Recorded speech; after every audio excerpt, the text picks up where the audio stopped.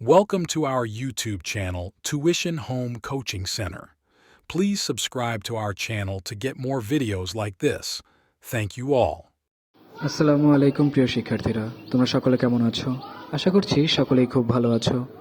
আজ আমরা দেখব অষ্টম শ্রেণীর স্বাস্থ্য সুরক্ষা বিষয়ের পৃষ্ঠা 91 এর সমাধান। তোমরা যারা এখনও আমার চ্যানেলটি সাবস্ক্রাইব করোনি তারা চ্যানেলটি সাবস্ক্রাইব করে নিও, তাহলে পরবর্তী পড়াগুলো এই চ্যানেলে সবার আগে একসাথে পেয়ে যাবে।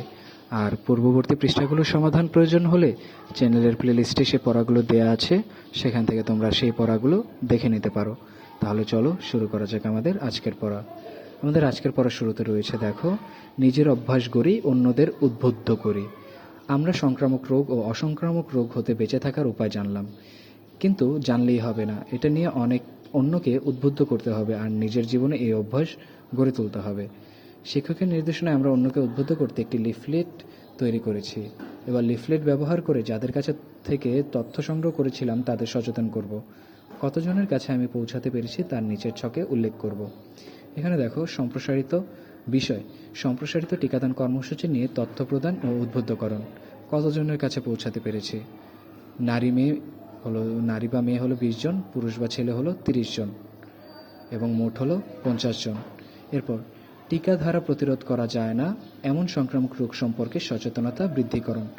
টোটাল আমি যতজনের কাছে পৌঁছাতে পেরেছি, নারী বা মেয়ে 24 জন, পুরুষ বা ছেলে 30 জন, মোট 54 জন। এরপর, অসংক্রামক রোগ প্রতিরোধে জীবনযাপনে স্বাস্থ্যকর অভ্যাস গঠনে উদ্বুদ্ধকরণ। আমি যতজন মানুষের কাছে পৌঁছাতে পেরেছি, নারী বা মেয়ে 35 জন, পুরুষ বা ছেলে 30 জন, মোট 55 জন। এবার নিজের অভ্যাস গঠনের পালা। অসংক্রামক রোগ প্রতিরোধে আমরা যে স্বাস্থ্যকর আচরণ সম্পর্কে জেনেছি সেগুলো চর্চা করব।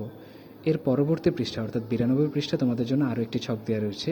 নিচের ছকটি ব্যবহার করে প্রতি মাসে প্রত্যেকটি অভ্যাস চর্চার জন্য আমরা 1 থেকে 5 নম্বর দিয়ে মূল্যায়ন করতে পারি। যদি সবগুলো চর্চা নিয়মিত করি তাহলে প্রত্যেকটি অভ্যাস চর্চার জন্য 5, আর যদি নিয়মিত পালন না করি তাহলে 1। এভাবে প্রত্যেকটি অভ্যাসের জন্য নিজেকে মূল্যায়ন করব।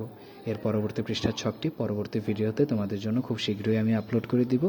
পরবর্তী পৃষ্ঠার ছকটি পেতে চ্যানেলটি সাবস্ক্রাইব করে আমাদের সাথেই থাকো। ধন্যবাদ সকলকে।